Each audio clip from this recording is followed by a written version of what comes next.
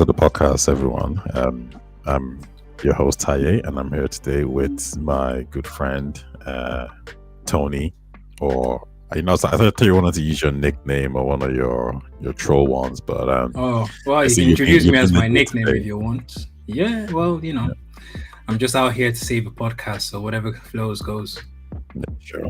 For anyone watching this, if you want to wait a little bit, there's a slight chance, someone like Ushers might join us, Local might join us, or, even Rome might take a step in. But they're a little bit busy at the moment, so maybe just give it 15, 25 minutes, and we'll see. But we do have a few topics to talk about today, and one of them, of course, is about Clear Obscure, the Game Pass effect, the introduction of Elder Scrolls, Oblivion, and I think Tony also sent us a few questions that he wants some answers to. But listen, let's kick it off. First question that I'll put to you, Tony. Well, first of all, actually, what games are you currently playing at the moment? Oh, that's a sensitive question. I've been having a bit of a dry spell, but Playing in no solo particular games, order. yes, everyone's cool with that.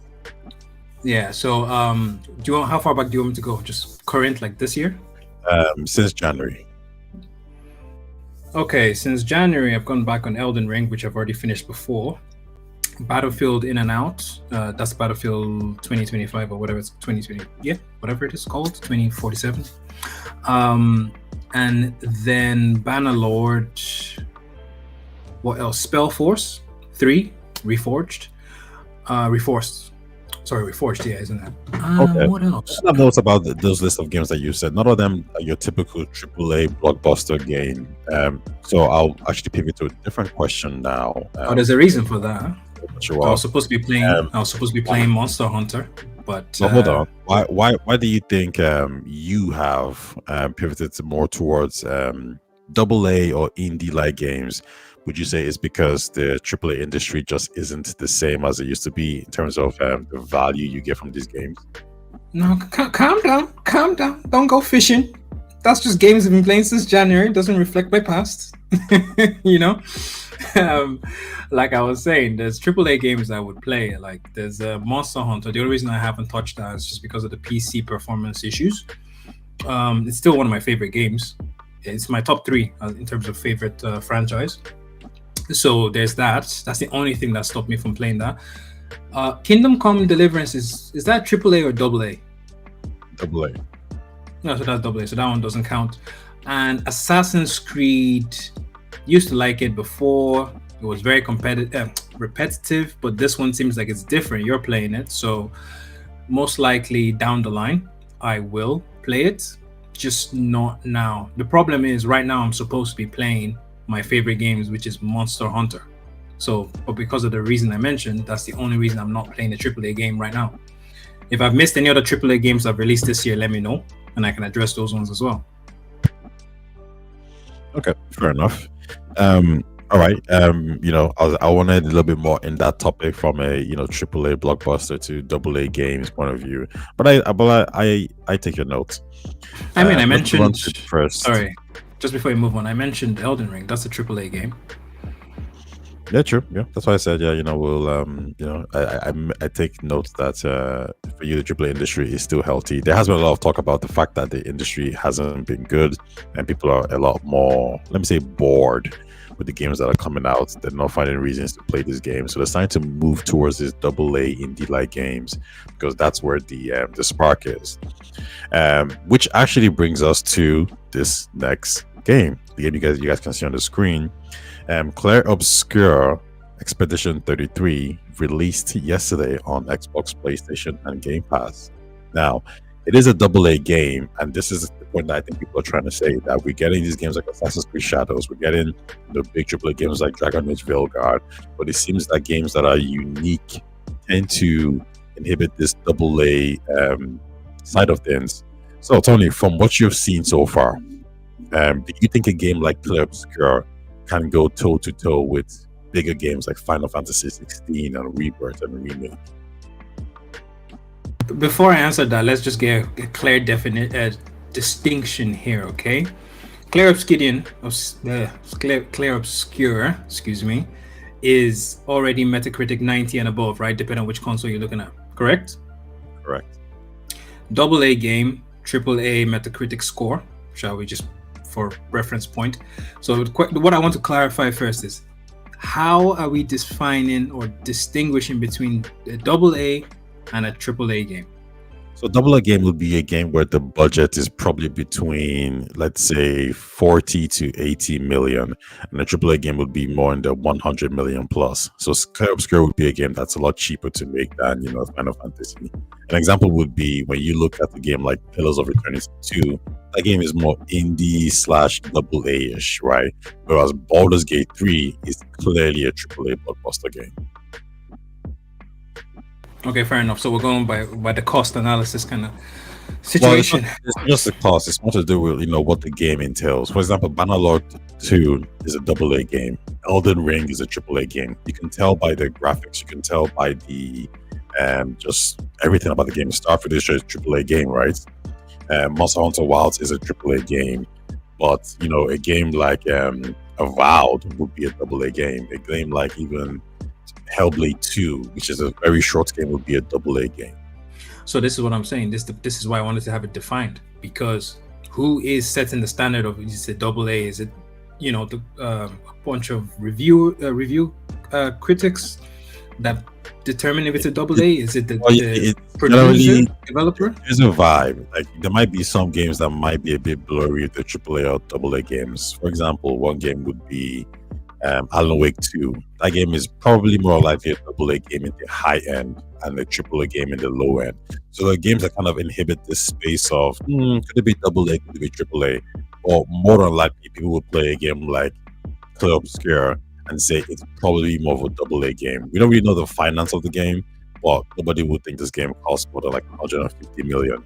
However, when you listen to the Baldur's Gate 3 interview, these dudes are talking about how, it took us 7 years to make. We had over 500 employees working on this game, or 400 employees. Sorry, like for example, look at Sky Obscure right now. Look at the movement. That's it. It's a beach, just gliding. Can you compare this to Baldur's Gate 3, where it has like basically tens and hundreds of people in a village that you can talk to with facial animations? Of course not, but like that's the whole reason I brought it up. Like it's just subjective. What seems to happen is that gamers are just like, oh, once someone says or some loud voice says it's a double A, everyone just accepts it's a double A. Some people argue, actually, what the performance and the score, the review at the end of the day, this is easily a triple A game. But it's like, okay, no, someone has already determined it's ranking, and therefore it will never change as well, that particular copy, right, until the next series maybe or something. So it's really unfair. But anyways, going back, repeat your original question, because we've gone a bit on a tangent, and I'll answer it. And do you think games like Sky Obscure can compete or go head to head, toe to toe with the big RPG games like the Elden Rings, the Baldur's Gate 3, the Final Fantasies, etc., etc.? Oh yeah, of course. Here's the funny thing: any game can compete, right? Under the right circumstance. So by that I mean, let's just go run through it one by one. You've got release date. You don't want to release beside another big hitter. Example, GTA. If GTA was to release, no game wants to be released near or around their time, right? That's number one. Number two, fan base. So you may pay a lot of money to develop your game, and maybe you have fan base carrying over from previous titles, but if you slip up once, right, let's take Dragon Age for instance, right? The game came out, didn't do as well as the hype and it was supposed to. There were some issues, etc., political, blah blah blah. So going forward now, say Claire Obscure for instance can probably compete with them equally, right? I would say. So it really depends on the circumstance. It's got a Metacritic score of 90. People love it. People are talking. There's a lot of hype about it. And this game just came out yesterday, for crying out loud. In fact, less than 24 hours ago, isn't it? Depending on which region you're in. That's crazy. It sold 500,000 copies as of now, which is pretty impressive for a developer. For a first time making a game. Yeah. And the thing is, it's projected to sell a whole lot more. There's a lot of class in this game. They have some good actors. They have the game looks very well polished. So I think they're clearly going to do more than that. Now, I think what's interesting is that they didn't include players, and players will tell that they didn't count the Game Pass players. But that's a whole separate, different question. But I'll let's say see. this though. I'll say this though. Fast forward, let's just say fast forward 9 months later, or beginning of next year. If Clear Obscure releases a DLC that does really well, that same question you asked me would be a resounding yes, wouldn't it? Yeah, it should be. Yeah. But let's Parameters, like I said, build up the game. situation. What has caught your attention so far from watching the reviews of this game? What sets it apart, do you think, from other RPG or JRPG games? I wouldn't really say anything in particular sets it apart. It's not doing anything first of its kind. But what it's doing is that any component it has, it's doing relatively well. It's not failing terribly in any portion. Combat, you've got, it's turn-based but still reactive. So they kind of like, mixed in a little bit there, here and there. You've got obviously loads of different abilities, combinations. Once you have that kind of thing, gamers are always going to start going crazy. Like, our minds are going to be like, oh, what combination can I do? What build? What this kind of? You've got that. Then you've got the world itself. Some of the reviews said, obviously we've seen the clips, there's loads of really beautiful terrain, but then there's also some plain terrain. And I think some people were saying, oh, they could have done a lot more. And I think, well, you shouldn't make every terrain look exotic, because maybe in the story, they're actually just supposed to be passing through a normal forest. And it's just kind of like it played to its strengths, right? It has a loads of really nice areas. So architectural wise, looks good. Story, everyone's been saying the story is freaking amazing. People have said they cried, and at the end, some people said it really resonated with them. I don't know much about the story. I'm stayed away from spoilers. So story, A+ or A. Gameplay, A+ or A. Terrain, environment, let's just say B+, right? Because some reviews have been here or there. And then obviously, like, you watch it and it kind of reminds you of Final Fantasy a bit. Look at this clip right now. This guy running around. So it just has all the nice components people want, and it does well. It just doesn't fail in any component. And I think that's hard these days. Games usually would be like, oh, great story, bad combat, or great combat, shitty story. It's like, can't you just balance it all? Mm-hmm. Would you say that based on what you've seen, based on what has come out, such as Monster Hunter Wilds, Split Fiction, Kingdom Come Deliverance 2, so far, South of Midnight, and based on what else is going to come out this year, and the Metacritic, do you think this is a Game of the Year contender, and B, do you think this is the current front runner for Game of the Year? Oh, yeah, whoa, calm down. It's not the front runner, I don't think. Okay, let's not jump too far ahead. It is a contender so far. That much I have to admit, right? Front runner would probably go to in terms of games that's come out that's like big. Kingdom Come Deliverance 2 is one. Yes. Oh, actually, no. Sorry. It's between Kingdom Come and Assassin's Creed. That would be front runners. One of those two. Okay. Clear Obscure so far deserves a spot in the Game of the Year nominations. Yes. No one can take that away from them so far. Okay, fair enough. One of the things about the game that has caught people's attention, apart from the aesthetic, is the reactive combat, which involves you pressing buttons at timely manners when your character has is doing an attack or is dodging. From what you've seen so far, do you think that JRPGs and RPGs in general that have a turn-based mechanic might look to implement some of Clear Obscure's new approach to combat? So I don't know why people keep saying it's a new approach to combat. It's been there in other games already. I don't know how somehow people just think it's Clear Obscure is the first of its kind to do this.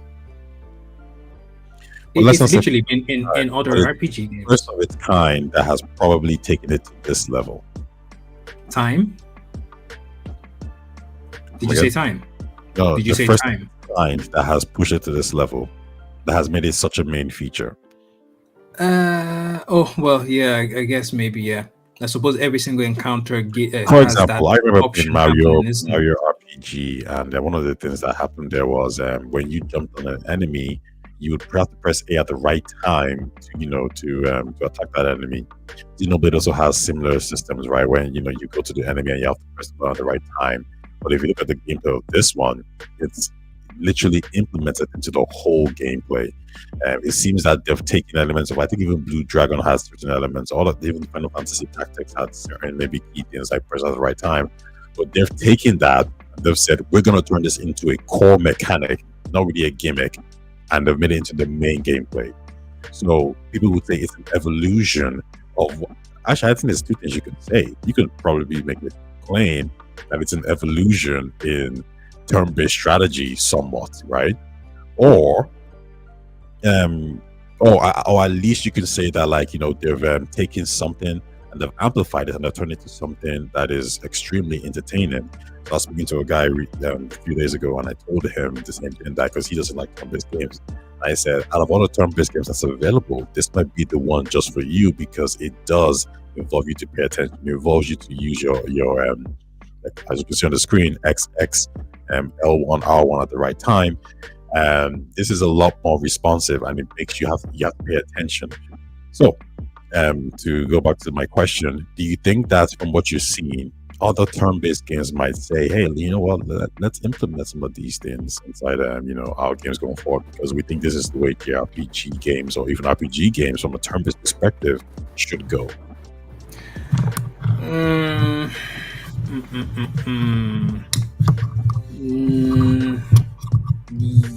yes and no. It's not. It's not. It's not always suitable for every type of RPG, right? Turn-based, shall we say? It works for Clear Obscure because that was their main focus, combat-wise. It's basically like they started and said, okay, interactive combat. Then they mapped it out from there. Whereas other RPG games are like, all right, let's just give loads of multiple options, combinations, and stuff like that, right? Do I see this working for, let's say, I mean, it could work for like Dragon Quest, for instance, right? Same mechanic, basically. It could literally work for Dragon Quest, but could it work for something like Baldur's Gate? I can't really say for sure, because this one, you don't move once combat starts, so that restricts you in terms of the amount of fun you're going to have. So they're like, okay, well, if you're not going to move, at least do something, press more buttons and have it timed and all this kind of stuff, right? Baldur's Gate is like, okay, I can move, and while I'm moving, things happen. I can walk into a dangerous surface, fire. I could invoke an attack from the enemy, right? Now imagine Baldur's Gate adds this: you walk through, you catch fire while you're walking through fire. The enemy tries to does an opportunity attack, and you're supposed to press a button to dodge it and stuff like that. It might get a bit hectic. That's just for one player taking his or her round, right? So that's why I said, like, it depends on the RPG. Definitely some can benefit. Like I said, Dragon Quest 100%. I think that would benefit. Or let me just break it down like this: if it's a RPG that doesn't move once combat starts, there's no movement involved, then your focus is basically on what's going on the screen. Every single thing is focused on that, right? But if you're moving, you're a bit distracted. And then if you start adding all these components, it's like, well, technically, why is it turn-based anymore? Right? Does that make sense? Mm-hmm. Yeah. Like the last example I will give is Pillars of Eternity, but that's not turn-based. But it does have a turn-based mode you can switch on. Mm-hmm. Could it work for that? Yes, because in that turn-based mode, I mean, you can move still, but it's weird. It's weird. It can basically, the answer is, you think that the active defense mechanics keeps the game more engaging. So we were talking about the interactive elements where it's primarily attacking, right? But there's also the same elements for the defense. Do you think maybe a game might not want to implement the attack part of it, but the defense part, so rather than you just taking hits from an opponent, they actually make that part more interactive, so you can actually reduce the amount of damage you receive. Here's a little problem with that, right? I'll start with the problem before the benefit. The problem is this. Some people are used to playing games where it's like you do your turn, you do your damage, whatever, setups, everything.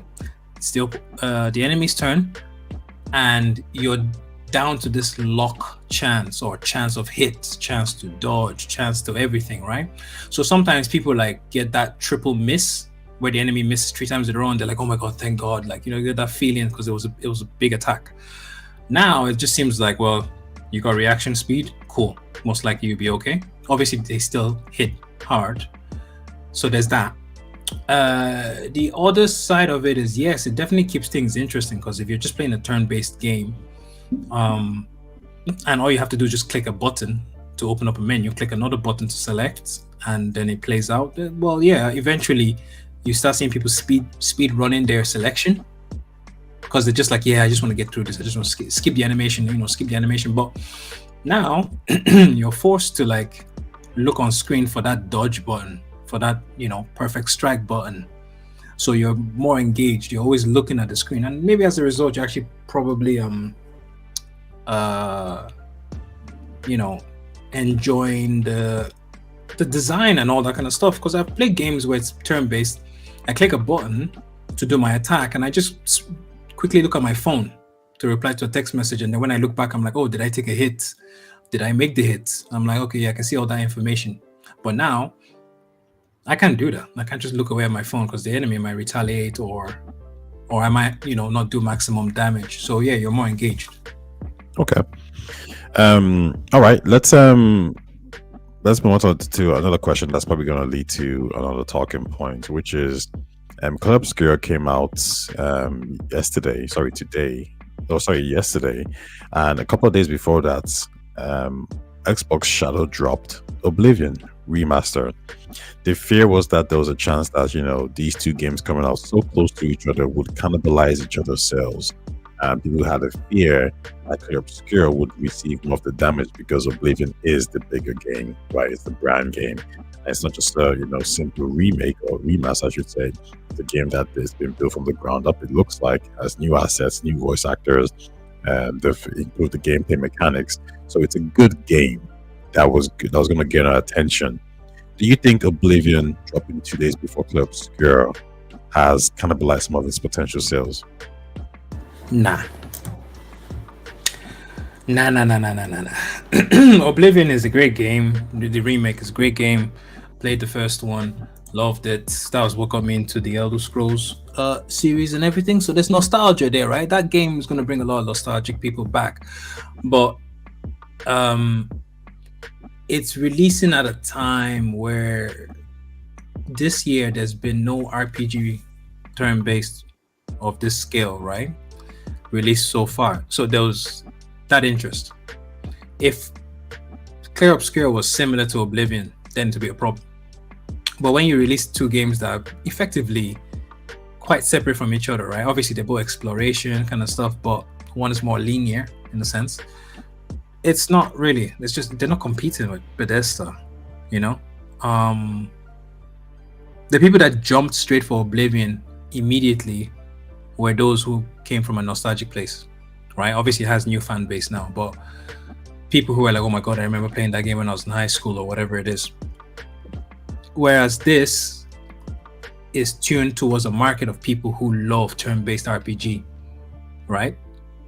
So you're not really conflicting in terms of fan base. Mm-hmm. If that makes sense. Okay, so there's no material effect in terms of players at all. Obviously some people cannot choose between which one to play, but more than likely the sales numbers and the players will remain the same. Well, here's the thing. If you told me these two games were not on Game Pass, then I'd be like, all right, there probably would be a bigger impact. Mm-hmm. But they're both on Game Pass. What does that mean?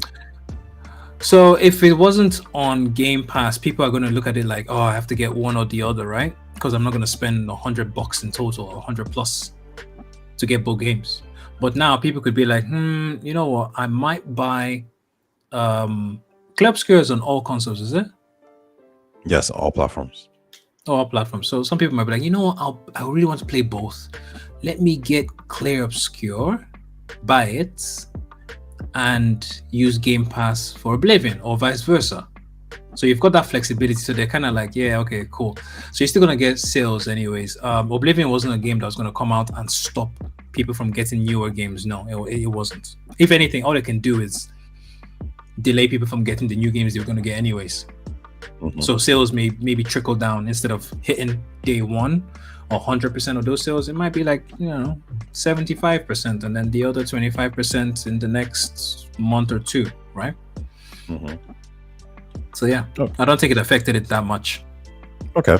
So while we're on Oblivion, then we might as well just move on to that. And you're somebody who's a big fan of not a big fan of Bethesda, but a big fan of Skyrim. And what predated Skyrim was Oblivion. Now, I know you've played it a bit, maybe not to the same extent as Skyrim, maybe you haven't finished it, but just from your memory and your experience with Oblivion. Oh, sorry, let me just actually get this review up. Oblivion Remaster review. I'll get Gamepass up. Just 1 second, please.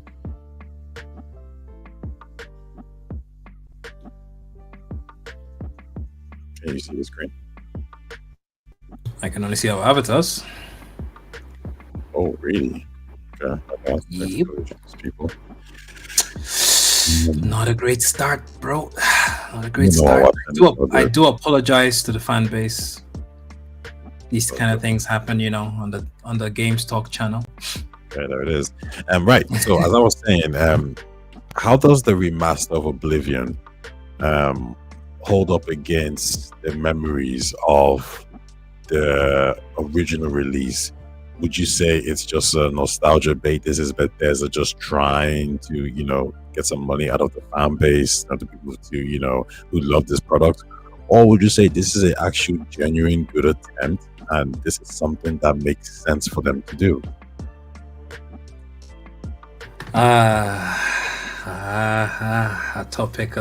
This topic. Okay. You know what? This is a family channel. I'm going to stay calm and professional. So, dearest Bethesda, the kings of remaster. First of all, the game is great. They improved on anything. They didn't mess anything up, right? Or they kept some bugs and stuff like that. But look, that's okay. They improved everything, so it's fine. Is it something that was long overdue? Well, yeah, if you look at their history, they've released Skyrim like 3 times, and it wasn't a remake, it was just a remaster, and they did well. So from a company's perspective, hey, loads of people have been asking for Oblivion for a decade. We want more money. Let's do it. We already have the shall we say, the backbone data, or whatever you want to say. So it's a bit easier to do, right? It's not from scratch. So yeah, from that point of view, I get it. Oblivion was a game that changed the gaming industry. Everybody who's played it knows.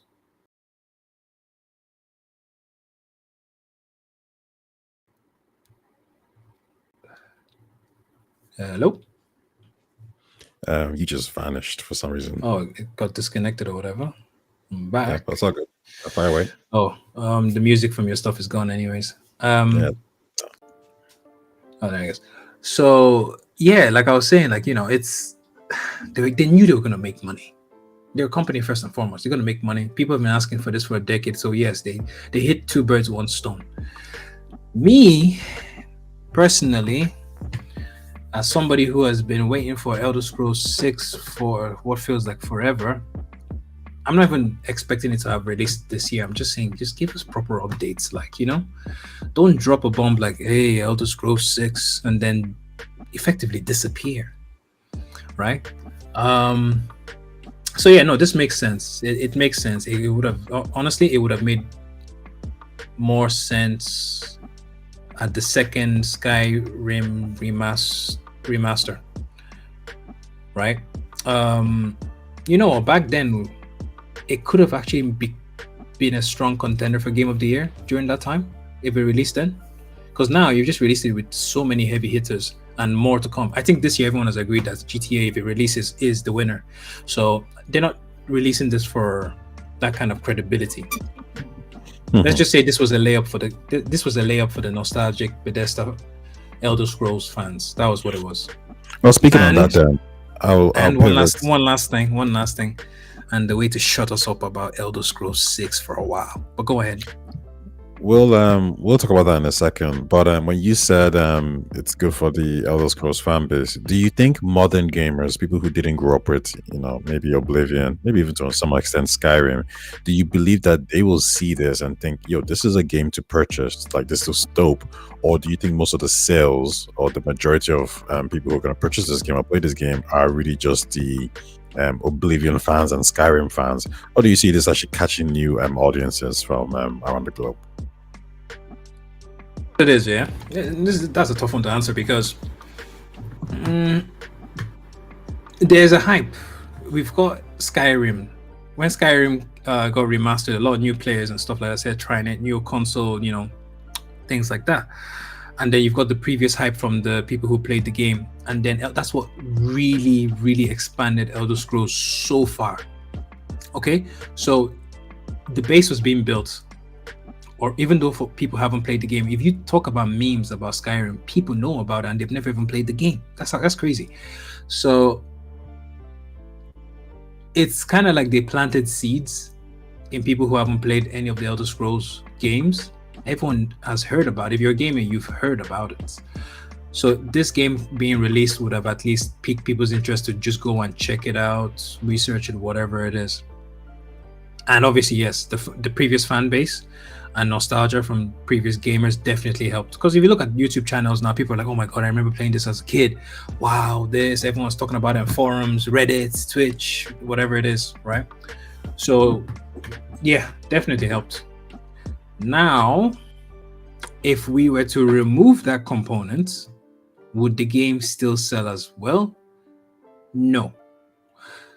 The reason Oblivion sold well in the first place was because when it released, it was the first of its kind, effectively.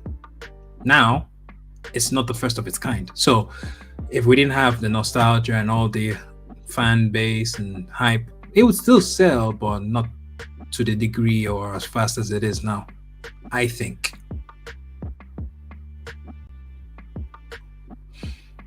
Does that answer your question? Yeah, I was on mute.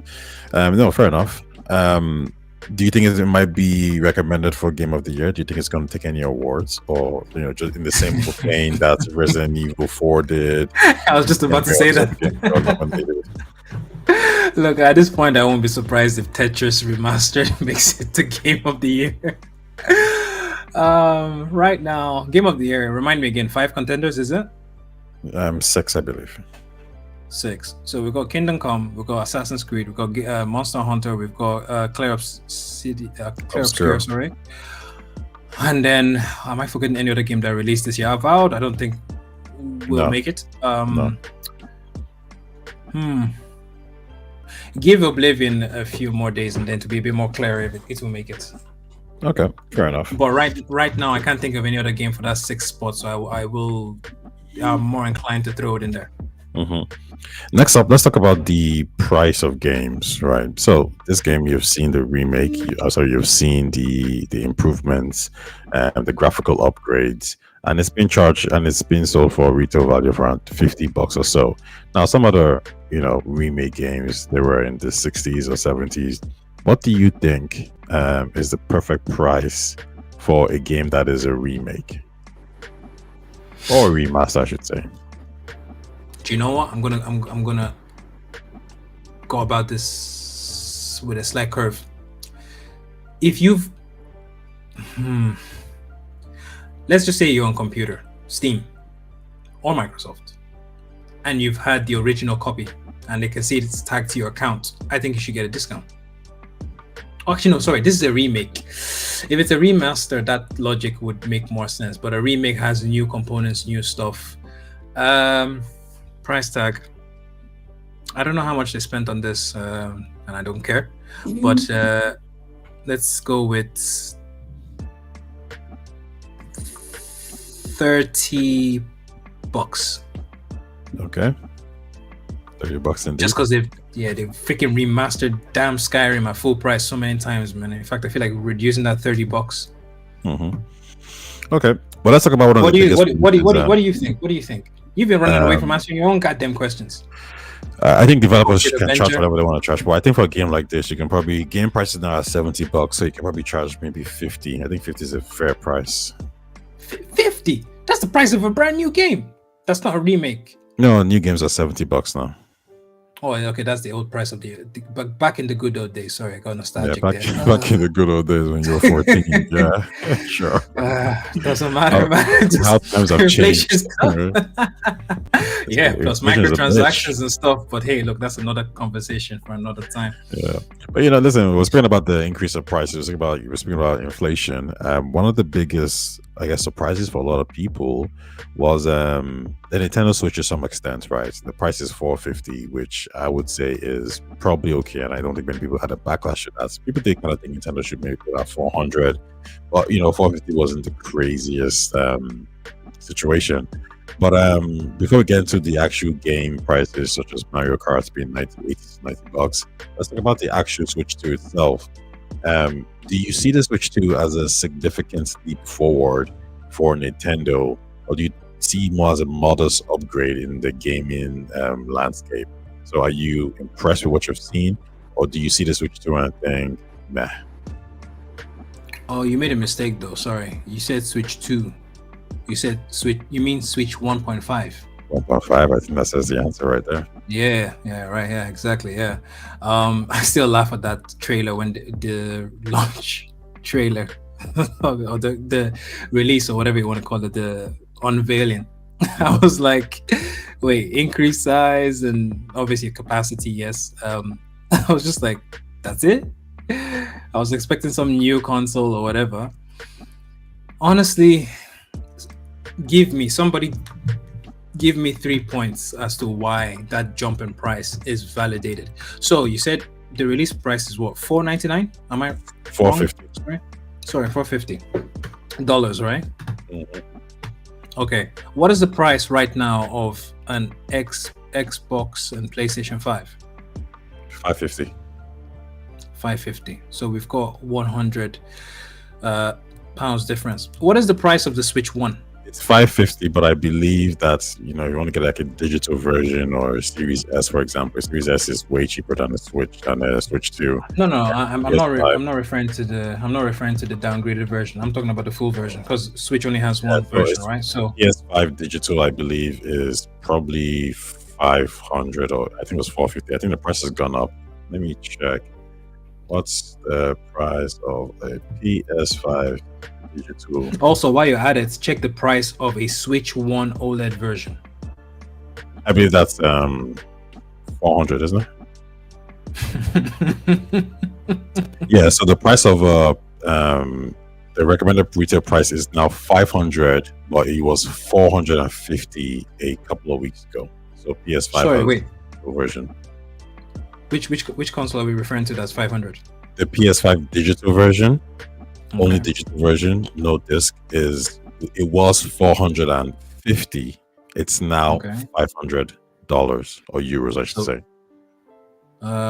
We have to compare like by like, sorry, because we said dollars for the Switch. Let's just use one currency so it's easier so it's for the Switch in euros, it's 450. And then for the PlayStation in euros, 500. Okay, so they're saying they're $50 less, and if we compare the power output of both consoles, would you say Switch 2 is close to the PlayStation 5? The Switch 2 is closer to the PS4 Pro.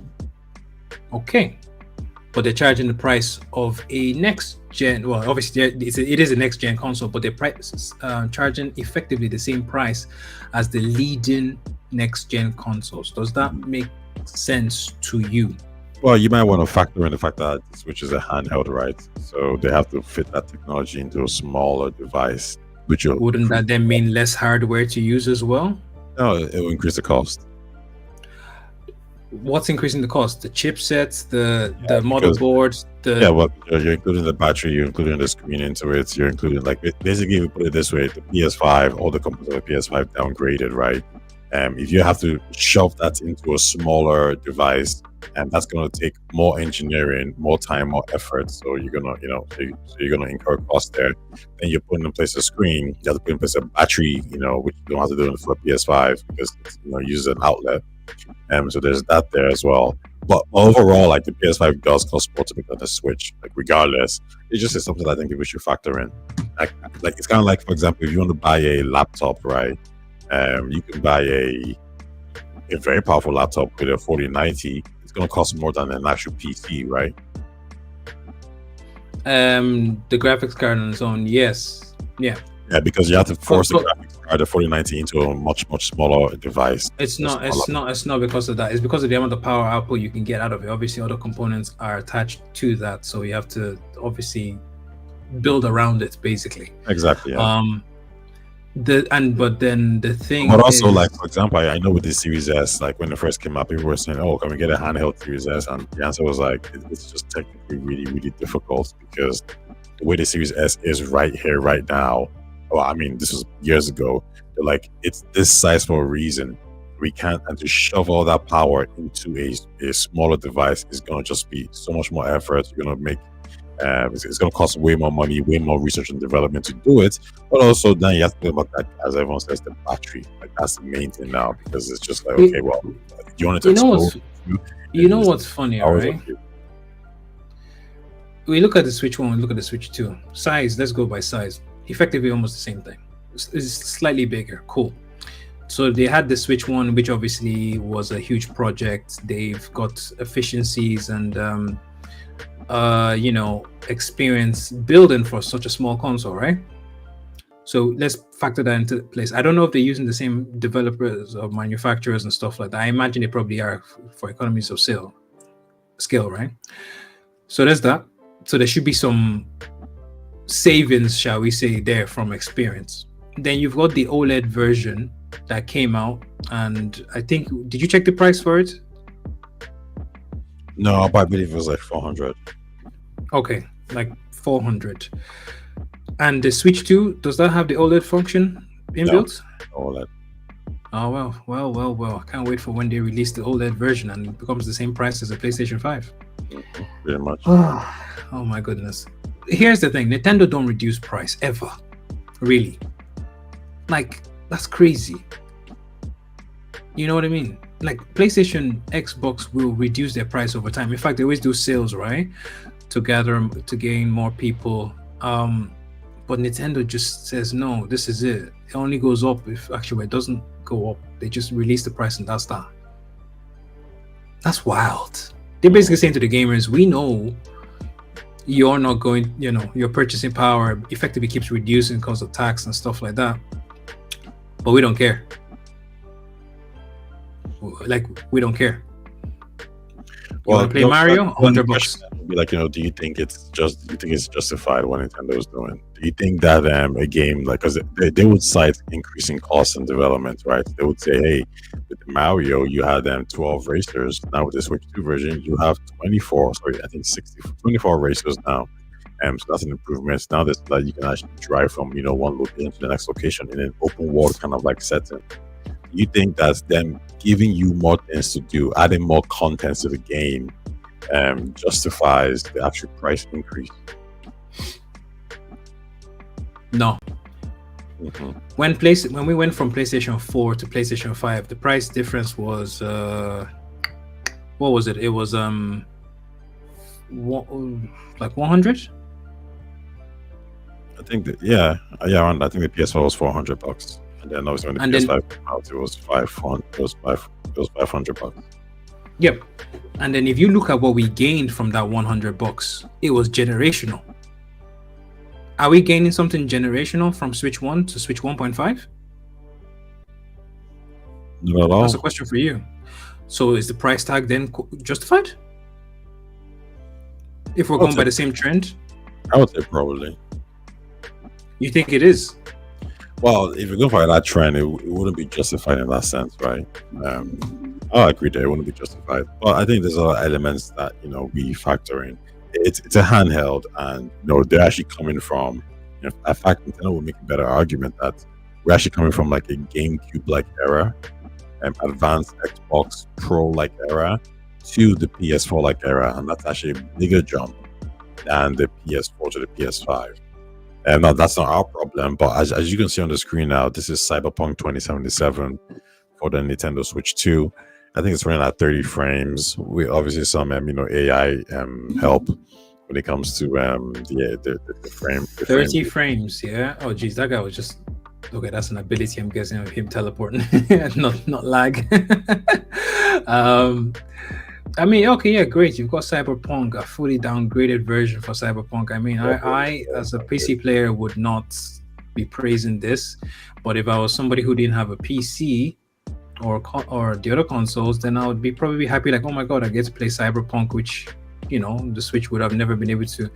Would I enjoy the experience like the others who played it on the other consoles?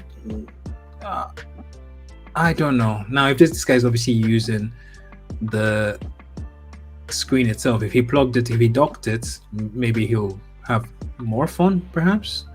But I just look at it and it looks washed. Mm-hmm. Well, you know what I mean? This is a game I would want to play on high specs. Other than the problem with that, do you think that for the first time in maybe a long time, Nintendo actually has competition? Because now somebody can say, well, if I buy a ROG Ally or a Steam Deck or a PS5 portable, which is rumored, or the next Xbox handheld, if I buy these devices and I buy Cyberpunk on it, not only would it be more powerful, so it runs better, feels better, but those libraries are shared across my consoles. If we exclude the PS5 portable for a second, if you bought a PC handheld like a Steam Deck, well, you're only buying it once, but you have access to that game via your Steam library. So that therefore you can play it on your PC, you can play it on your handheld, which is more powerful than the Switch 2, and same thing for Xbox. Do you think that's going to be an attractive feature that's going to make people reconsider buying it on the Switch 2? No. If you have a Steam Deck, it means you're a PC player. You're coming from PC. So all it does is just make your PC portable for you. That's not affecting console players, right? If you now say, okay, Steam Deck versus Switch, the Switch 1.5, where are you gonna get Mario? Where are you gonna get Zelda? This is why Nintendo is able to still raise their prices, because they have a niche. If these games ever appear on any other console, they're in trouble, big time. Because think about it, if I can get Mario on PC or PlayStation 4 or 5 or Xbox, right? Why would I want to buy the downgraded version of that on the Switch? No, Mario's not a good example because obviously the graphics are not going to be tasking, but let's just say Cyberpunk was the game. Think about that. What is your benefit of the Switch over other consoles? The exclusives. That's what it is. That's what separates them from their other competitors. It's just their exclusives. Nothing else. No one really gives a shit about the motion sensor gimmick anymore. It was crazy when it came out on the Wii, right? But now it's kind of died down. Do you hear people saying, I want to get that Switch because of that? The motion stuff, they don't even really advertise motion controls, that much. Gimmicky. Look at their adverts now. If you notice that type, they don't really focus on that anymore. Like, oh, you can do this with the Switch controller. Have you noticed that? Mm-hmm.